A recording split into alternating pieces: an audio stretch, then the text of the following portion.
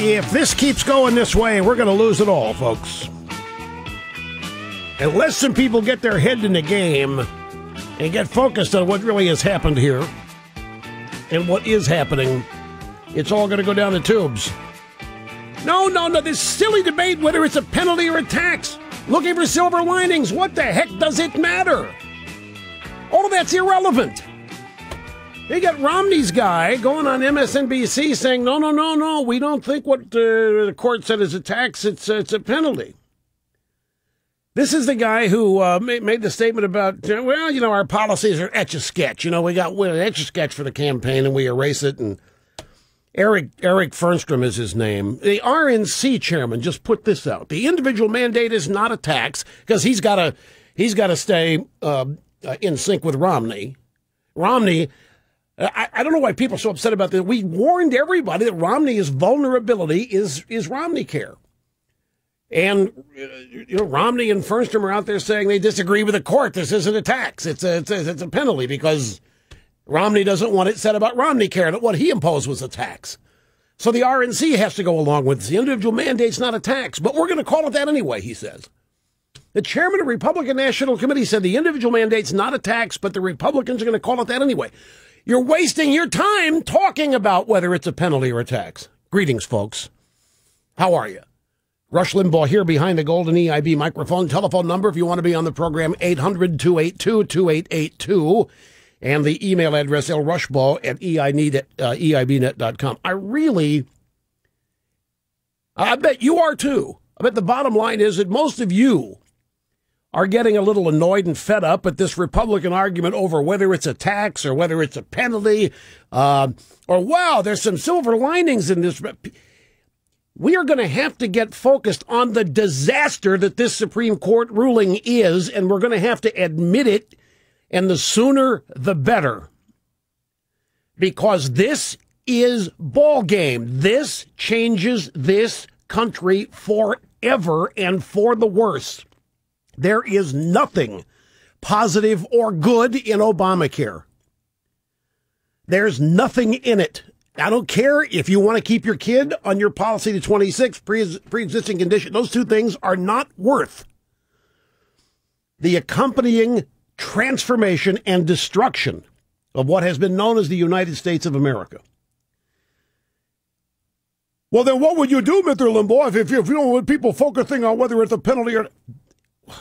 What I've been doing the last 2 days, but it's not about me. Expose the law. But you're saying we did that. Yeah, we did do it. And we have to keep doing it because we've got one chance left in November. The point has to be what this country is going to become. Not whether this is a tax or a penalty so that Republican consultants can guide candidates to winning elections. That's not what this is about. This is about real substance. A disastrous Obamacare decision. And apparently it hasn't sunk in yet in the Republican establishment how outrageously bad this is. There are no silver linings in it. There's no great investment in freedom or individual democracy, limiting in the Commerce Clause. All that is a sideshow, and it misses and distracts from what we ought to be focused on.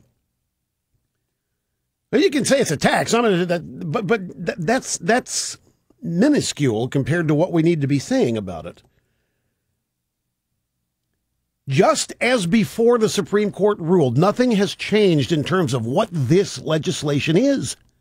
The court didn't change a thing. It's still Obamacare. It's still going to force everybody into inferior health care services at a higher price. It still undermines the Constitution. It is long lines. It is red tape. It's delays in care. It's denials of coverage. Less cutting-edge drugs. Less money for investment into innovation. It depletes Medicare. It forces young people to pay into another entitlement they will rarely use.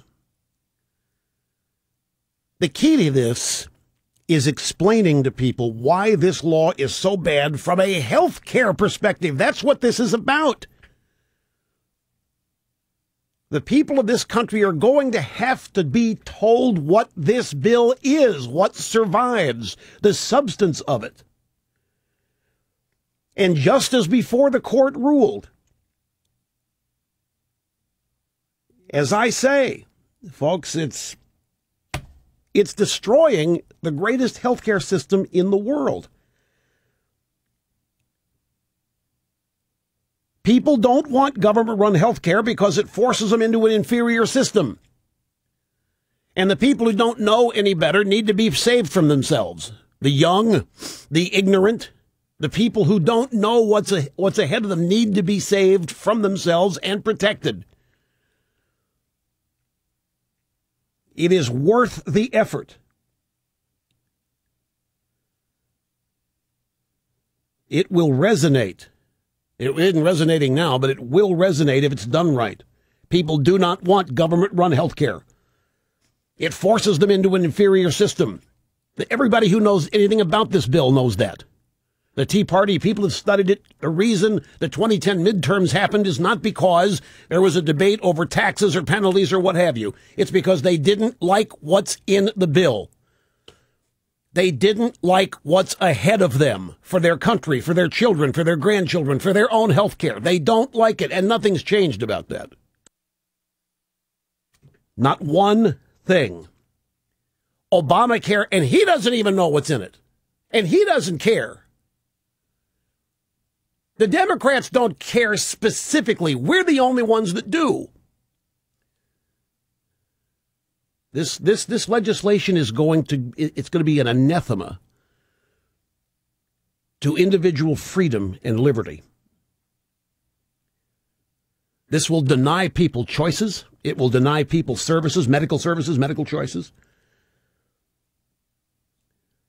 In the meantime, we've got people running around trying to build up John Roberts' deceit as some kind of principled brilliance hidden to sabotage the Democrats somewhere down the road in the future, or that there's some great political opportunity here.